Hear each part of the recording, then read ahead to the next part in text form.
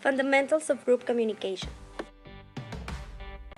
Groups make it easier for us to complete a wide variety of tasks, help us establish meaningful social bonds, and help us create, maintain, and change our sense of self.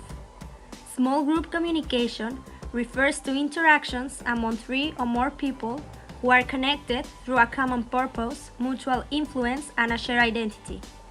Membership changes should not affect group communications.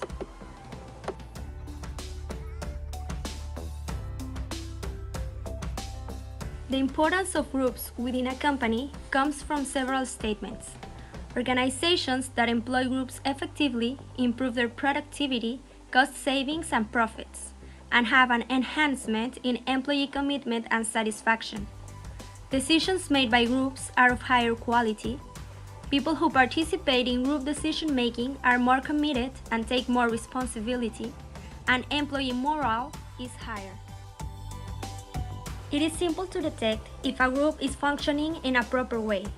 If the participants know each other by name or role, if there is a considerable amount of interaction among the participants, if each participant has some influence on the other members, if there is a sense of membership, if the participants share a common goal, interest, or benefit, and if there is leadership, then you have a working team.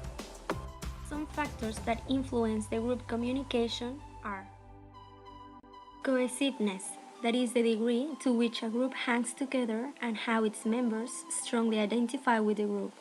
Highly cohesive groups achieve their goals more effectively. Strong and effective communications help to maintain cohesiveness on a team. Norms, which are required patterns of behavior or thinking accepted on a group, they are developed and refined within the group, and they can influence the operation of the team. Norms must be monitored periodically. Roles, the function that a member performs in the group. Others have certain expectations about your behavior. Conformity, the agreement with a set of ideas, rules, or principles. You receive certain pressure from other people and from the time.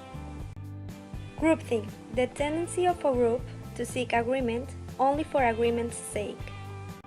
Advocacy, presenting competing views on a controversial issue.